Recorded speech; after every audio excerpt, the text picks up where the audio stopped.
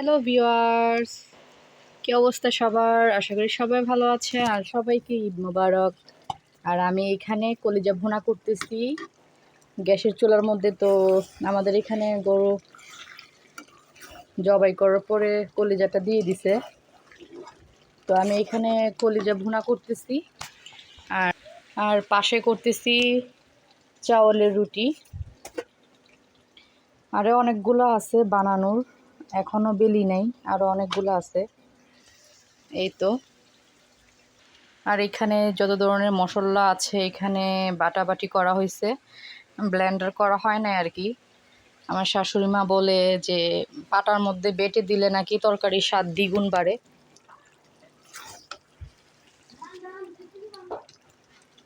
এই তো দেখেন, আরও অনেকক্ষণ সময় লাগবে। এখন আমি কলিজাটা ভালো করে কষাচ্ছি।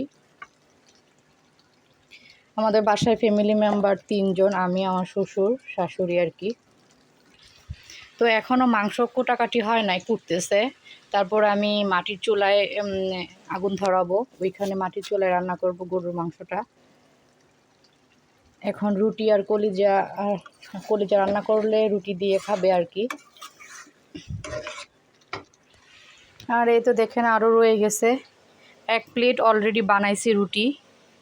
তো আর কি, আমাদের কাজ, মিস্ত্রির কাজ কমপ্লিট করা হয়েছে আর কি। আর ভিতরের দরজাটা এখনও লাগানো হয় নাই, অনেক কাজ রয়ে গেছে। ফাইনালি আমি মুক্ত বলতে মুক্তও না, আই থিঙ্ক আপনার মিস্ত্রি এতদিন খাওয়ানো লাগছে 10 জন 12 জনকে, এখন আর খাওয়ানো লাগবে না। আবার এখন অফ আছে আর কি, মিস্ত্রির কাজ শেষ, ওরা ঢালাই দিয়ে দিছে।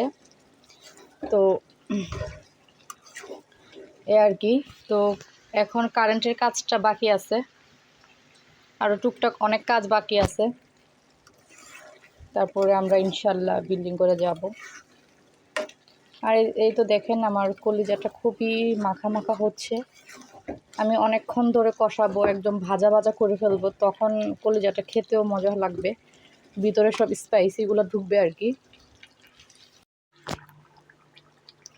দেখেন ভিউয়ার্স, আমার কলিজাটা কষানো হয়ে গেছে। কষানো বলতে ঝোল দিয়ে দিছিলাম আমি, দেওয়ার পরে এখন শুকনো শুকনো করে ফেলছি। দেখেন একদম তেল ভেসে উঠছে। আর মাশাআল্লাহ অনেক সুন্দর, কালারটা খুব সুন্দর আসছে।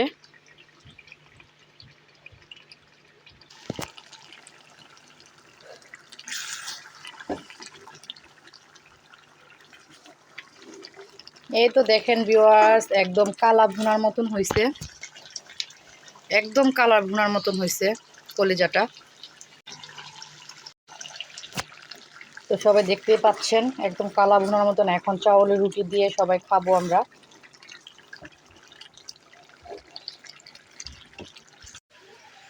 আর এই তো দেখেন অনেকগুলা রুটি বানাইছি।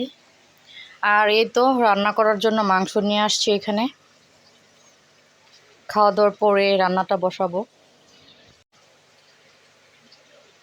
এই তো দেখতেই পাচ্ছেন রুটি, এখন মাংস রান্না করার জন্য চুলায় চলে যাব খাওয়া দাওয়ার পরে। আর আমরা খাওয়া দাওয়া করার পরে কলিজা আর রুটি দিয়ে খাওয়ার পরে তো আমি এখন মাটির চুলায় চলে আসছি।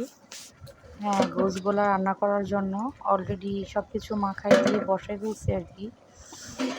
তো দেখেন সব কিছু বাটা মশলা দিয়ে ব্লেন্ডার করছি না, ব্লেন্ডারে শাশুড়ি মা বলে যে বাটা মশলা দিয়ে নাকি খুবই স্বাদ হয় তরকারি। তো দেখেন কালারটা, তো আস্তে আস্তে কষানো হচ্ছে। এক চুলার মধ্যে আমি লাকড়ি দিয়ে অনেকক্ষণ সময় নিয়ে মাংসটা অনেক সুন্দরভাবে রান্না করছি। আর কালারটা দেখেন, উপর তেল ভেসে উঠছে। আর তরকারিটা মাশাআল্লাহ অনেক মজা হয়েছে। আমি জাস্ট একটা হাড় নিয়েছিলাম, হাড্ডি বলে আর কি, হাড্ডি নিয়েছিলাম। তো আমার শ্বশুর শাশুড়িও খেয়ে অনেক প্রশংসা করলো যে অনেক মজাদার হয়েছে। তো আমার কাছে একটু লবণটা বেশি হয়ে গেছিলো মনে হয়, তেমন বেশি না, মিডিয়াম, মানে হালকা একটু লাগছিল আর কি।